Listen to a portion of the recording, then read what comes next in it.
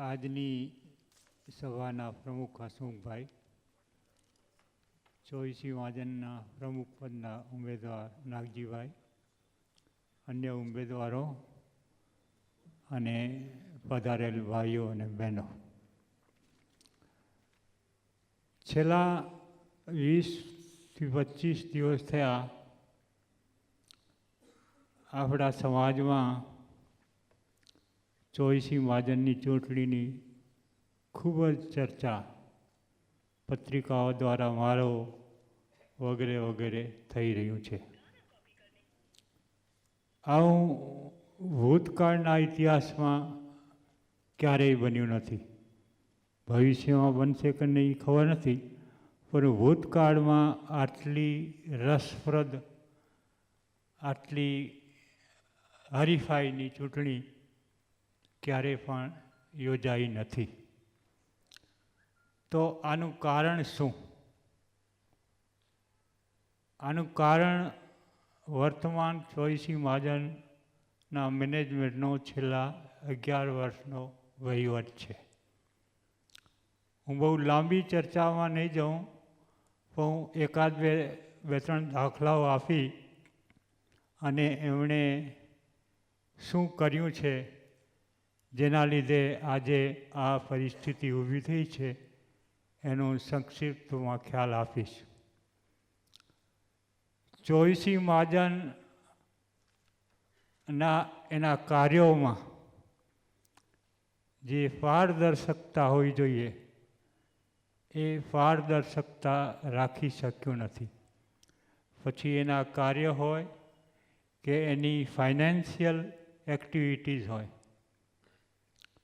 હું એક પત્રિકાનો ખાલી દાખલો આપીશ કે આપણી પત્રિકા એ જબરદસ્ત આવક રળી આપનારું સાધન છે અને 12થી 15,000 પત્રિકા નીકળતી હોય, 2 રૂપિયા એના લેવાતા હોય તો સેજે 25,000થી 30,000 રૂપિયા રોજની પત્રિકાની કિંમત થાય. અને આપણી પત્રિકામાં એવરેજ 15થી 20 પાના, હમણાં ભલે 40-50 આવે છે અલગ છે, છતાં એવરેજ 20થી 25 પાના લખીએ, 4,000 રૂપિયાની જાહેરાત લખીએ તો 50-60,000 રૂપિયા સેજે એ રોજની જાહેરાતની આવક થઈ. 60,000 વત્તા 25-30,000 વત્તા અન્ય આવક મળી અને રોજની 80,000થી 90,000 કરીને લાખ રૂપિયા સુધીની પત્રિકાની આવક છે. એ પત્રિકાના હિસાબ હમણાં છેલ્લે 3.5-4 વર્ષ પછી પત્રિકામાં આપવામાં આવ્યા હતા, 7-8 આવવાના ભરીને 5-7 વર્ષના. એ બી એમાં 8-10 ભૂલો હતી અને એનું બી કંઈ ઠેકાણું ન હતું. પત્રિકાનો હિસાબ એવો હોય નાગજીભાઈ કે આ એટલી મોટું આપણું કાર્ય છે કે જેનો એકદમ સ્પષ્ટ હિસાબ બની શકે તો દર મહિને, નહીં તો 3 મહિને તો જરૂર એ જ પત્રિકામાં તમારી ચોખ્ખી શું આવક છે, આ બાજુ નેટ એટલે ગ્રોસ આવક બતાવી કે આટલી પત્રિકાની આવક, આટલી જાહેરાતની આવક, આટલી અન્ય આવક, આ કરીને ટોટલ કરો. સામે બાજુ પત્રિકાનો ખર્ચો, પ્રિન્ટિંગનો અને પેપરનો અલગ હોય તો અલગ અને સાથે હોય તો સાથે, પ્રિન્ટિંગનો ખર્ચો, એની વહેંચણીનો ખર્ચો, ડિસ્ટ્રીબ્યુશનનો ખર્ચો જે હોય અને અન્ય ખર્ચા. એ ખર્ચા અને આ એકદમ પબ્લિકને, માણસોને, સમાજના માણસોને સ્પષ્ટ દેખાવું જોઈએ કે આપણી પત્રિકા આ મહિને કે 3 મહિનામાં આટલી આવકથી આટલો ખર્ચો થયો, અંદાજિત નફો આટલો થયો અને 12 મહિને પાછો એક વખત બીજી વખત હિસાબ આપવાનું. એ હિસાબ આપવામાં મહાજન નિષ્ફળ ગયું છે. ઘણી વખત એવું બી સાંભળવામાં આવ્યું છે કે એને પત્રો દ્વારા પત્રિકાના હિસાબની પૂછવામાં આવ્યું, પરંતુ આજ દિવસ સુધી એનો જવાબ નથી આપવામાં આવ્યો.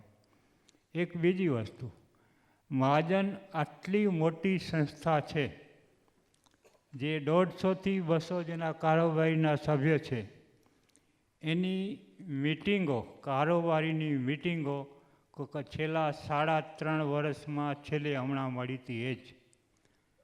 આપણી નાની મોટી સંસ્થાઓ હોય છે સમાજની, એની બી કોઈની 2 મિટિંગ વર્ષમાં, કોઈની 4, કોઈની 6, કોઈની 8. અમુક તો મોટી પ્રવૃત્તિઓ અથવા વધારે પ્રવૃત્તિઓ કરનારી સંસ્થાઓ દર 1.5-2 મહિને મિટિંગો મળે છે. વર્ષમાં 7 થી 8 મિટિંગો મળે છે. જ્યારે આખા સમાજની સંસ્થા, જેને કેટલા બધા પ્રોબ્લેમ હોય, કેટલી બધી પ્રવૃત્તિઓ કરવાની હોય, પ્રશ્નોનું નિરાકરણ કરવાનું હોય, એની કોઈ મિટિંગ નહીં 3.5 વર્ષ સુધી.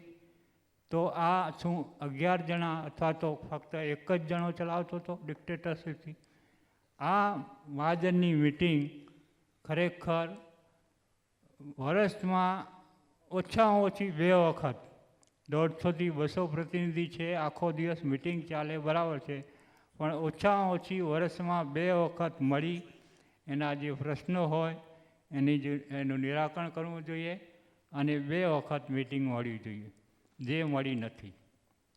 બીજી વસ્તુ, એક 50 રૂપિયાની સભ્ય ફી. આ કોને કંઈ ક્યાંથી સૂઝ્યું છે એ મને ખ્યાલ નથી આવતો, પણ વાગડ સમાજમાં જન્મેલો કોઈ પણ વ્યક્તિ એ 18 વર્ષનો થાય એટલે ઓટોમેટિકલી એ વાગડ સમાજનો સભ્ય તો છે જ, મતદાર સભ્ય બની જાય છે. એના માટે 50 રૂપિયાની જરૂરત નથી. 50 રૂપિયાનું શું લોજિક છે એ હું સમજી શક્યો નથી. અને બીજી રસપ્રદ વાત એ છે કે આ 50 રૂપિયાના મતદાર સભ્ય, તમે પત્રિકામાં જોતા હશો તો એમાં આવે છે કે મહાજન માઇનોરિટી સર્ટિફિકેટ આપે છે, જેને જોઈએ, પણ એ કોને મળશે? ફક્ત મતદાર સભ્યને. હવે તમે જૈન છો અથવા સ્થાનકવાસી જૈન છો, ગુજરાતી છો, એવી જાતનું સર્ટિફિકેટ આપવા માટે પણ તમે જો 50 રૂપિયાના સભ્ય હશો અને તો આપશું, નહીં તો તમે વાગડ વિસાવસવાના હોય કે હો તો પણ તમને ન મળે. આ ક્યાંનો ન્યાય? અરે બીજી સંસ્થાઓ એમને એમ આપે છે, એ નથી આપતી કોઈ, તમે સભ્ય છો કે નહીં? અને ભચાઉ ગામના માણસોનો જે ઝઘડો હતો એ યોગ્ય જ હતો કે 50 રૂપિયા મતદાર સભ્ય, 50 રૂપિયા ફી શાના માટે જોઈએ? દરેક માણસ 18 વર્ષની ઉંમરનો થાય એટલે સમાજનો સભ્ય છે અને એને મતદાનનો અધિકાર મળવો જોઈએ. ઇટ ઇઝ બાય બર્થ, જન્મસિદ્ધ અધિકાર છે. એ રીતે આપણે ભારતના નાગરિક છીએ, આપણને કોઈ ફી નથી પડતી, 1 રૂપિયો બી નથી ભરવો પડતો. બાય બર્થ આપણે 18 વર્ષના થઈ જાય એટલે આપણને મત આપવાનો અધિકાર ઓટોમેટિકલી મળી જાય છે. હા, એની દર 5 વર્ષે કે 10 વર્ષે ચૂંટણી આવે ત્યારે એનો ઘરે ઘરે એનું રજિસ્ટ્રેશન થાય છે. એ રીતે આનું બી રજિસ્ટ્રેશન થઈ શકે અથવા મતનોંધણી, પરંતુ આ જે વસ્તુ છે એ ખોટી છે.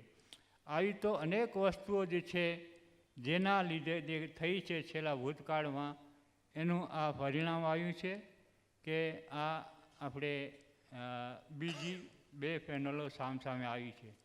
એટલે વર્તમાન મેનેજમેન્ટ એ બિલકુલ યોગ્ય કાર્ય, સમાજને સાચી દિશામાં આગળ લાવવાનું કાર્ય કર્યું નથી. એટલે નાગજીભાઈ અને એની પેનલ આવે એ જ સમાજ માટે ઈચ્છવા અયોગ્ય છે.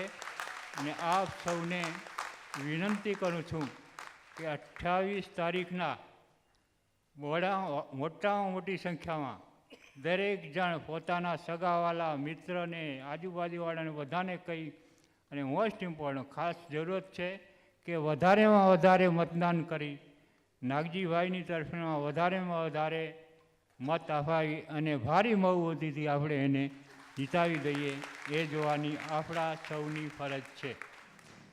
આ થઈ જૂની મહાજન, 24મી મહાજન અત્યારની વાત.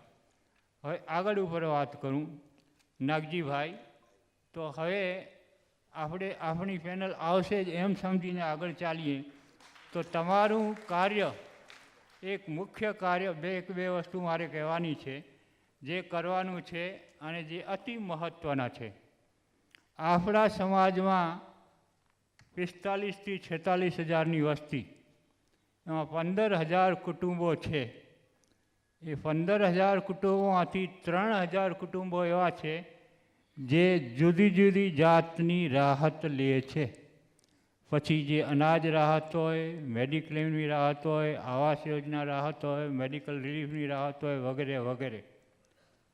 આ 3,000 કુટુંબોને આપણે ક્યાં સુધી માગતા રાખવાના છે?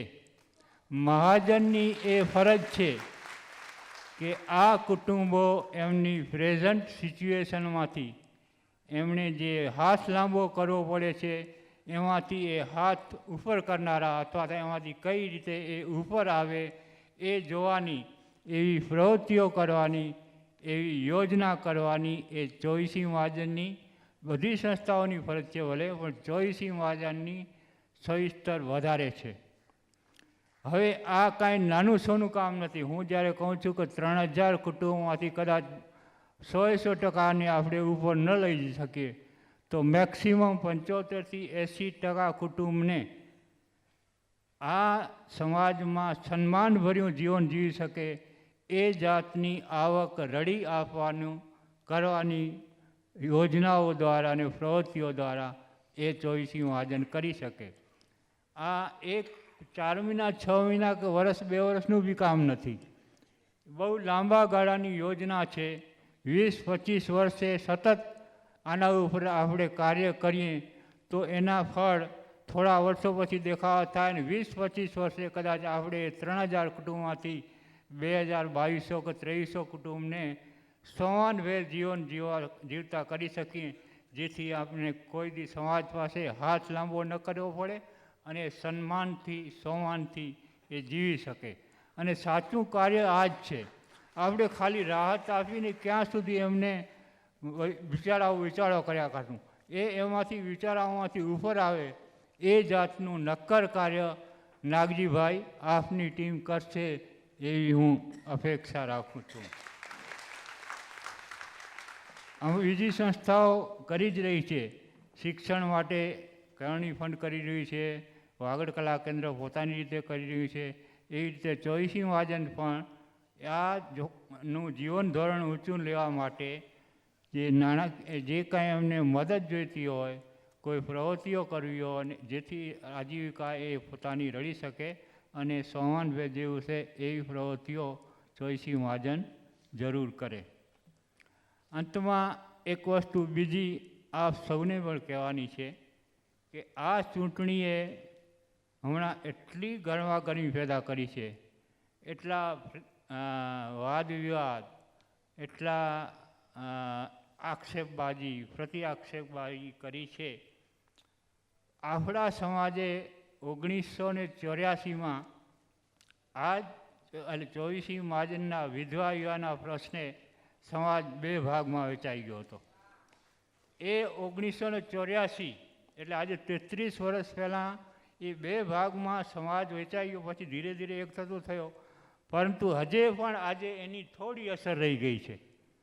આજે પણ એ 2 ફાડા થયા હતા, વર્ટિકલ સ્થુલિતા, એની થોડી અસર રહી ગઈ છે. તો આ ઘણાને બીક છે. ઘણાને પત્રિકાઓ દ્વારા બી પોતાની બીક જાહેર કરે છે કે આ જ્યાં ચૂંટણી જે જ રીતે જે દિશામાં આગળ વધી રહી છે એ જોતાં આપણા સમાજના 2 ભાગ ન પડે એની જોવાની આપણી ફરજ છે. નહીં તો બધાને બીક છે કે આપણો વાગડ સમાજ વર્ટિકલી સ્પ્લિટ થઈ જશે, પરંતુ આમ ન થવું જોઈએ. આપ સૌ બેઠેલાઓને, સ્ટેજોને, ઉમેદવારોને બધાને વિનંતી કરું છું, જે કોઈ આવે જીતાય. મને તો ખાતરી છે કે નાગજીભાઈ આપણી ટીમ જ આવશે, પણ છતાં જે આવશે આપણા વાગડ સમાજના જ છે અને એના લીધે આપણી અખંડતા, આપણી એકતાને ક્યાં પણ આંચ આવવી જોઈએ નહીં. આ બધું વાદ વિવાદ, આક્ષેપ પ્રતિ આક્ષેપ 28 મે સુધી બરાબર છે. 29 મે પછી આપણે બધાએ વાગડવાસી, વાગડ વિશ્વાસ સમાજ એક છે એ જાતની બધાએ પેદા કરવું જોઈએ અને એ જાતનું વર્તન ત્યાર પછી કરવું જોઈએ. અને તો જ આપણે છે ને એક ડાયા સમાજ દેખાશું. નહીંતર આપણે આ ચૂંટણીને હિસાબે અગર જો વર્ટિકલ સ્પ્લિટ થશે, એકબીજાના દિલમાં ડંખ રહી જશે ને, તો આપણને ભારે નુકસાન થશે. આપણે 1984નો સ્પ્લિટ છે એની ખબર છે. 8-10 વર્ષમાં ધર્મના નામે જે આપણા સમાજમાં ભાગ પડ્યા હતા એનું નુકસાન બી આપણે ભોગવ્યું છે, ભોગવી રહ્યા છીએ. તો આ ચૂંટણીના હિસાબે સમાજમાં ભાગલા ન પડે એની ખાસ તકેદારી રાખવા હું સર્વ વાગડવાસીઓને વિનંતી કરું છું. નહીંતર આપણે જે જેના મીઠા ફળ, આપણે જે સંસ્થાઓ જે સારું કાર્ય કરી રહી છે એના જે મીઠા ફળ જે મળે છે એના ઉપર અસર પડશે. અને આપણી ઘણી સંસ્થાઓ બહુ સારા કામ કરી રહી છે. ચોવીસી મહાજન જે કાર્ય કરવા માગતું હશે, મેં કીધું જે કાર્ય એ આ સામાજિક ઉત્થાનનું, એનામાં પણ આ ઘણી સંસ્થાઓ તમને મદદરૂપ થઈ શકશે. આપણી પાસે નાણાકીય સંસ્થા બી છે જે કમર્શિયલ રીતે ચાલે છે, એમાં બી સારી એવી મૂડી છે. એ પૈસા વ્યાજે, વગર વ્યાજે, રાહતના દરે એની સાથે ચર્ચા થઈ શકે છે. આપણી પાસે 25 કરોડ રૂપિયા જેટલું ભંડોળ છે. એ બધી નાણાંનો ઉપયોગ સમાજના આ જે નીચેના સ્તરના માણસોને છે એને ઉપર આવવામાં ધીરે ધીરે, અને આજથી 10, 15, 20 વર્ષ પછી અગર આપણે એ કરી શકશું, જેનો પાયો તમારે રાખવાનો છે. અને એ પાયો તમે રાખશો તો ઇતિહાસમાં તમારું નામ રહેશે કે નાગજીભાઈ આવ્યા હતા, આ કામ કરી ગયા.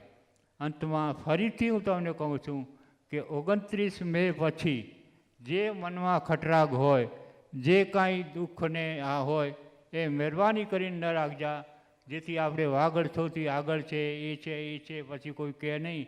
અને વાગડ સૌથી આગળ કહેવામાં આપણે સૌ શરમાઈએ એવું ન બને. આપણે સમાનભેર આપણું માથું ઊંચું વાગડ ઈસા અષાઢ સમાજ અન્ય સમાજોમાં, કચ્છી સમાજોમાં, ગુજરાતમાં અને રાષ્ટ્રમાં આપણું નામ, આપણું માથું ઊંચું કરી શકીએ એ જાતની આપણું ધ્યેય હોવું જોઈએ. Thank you.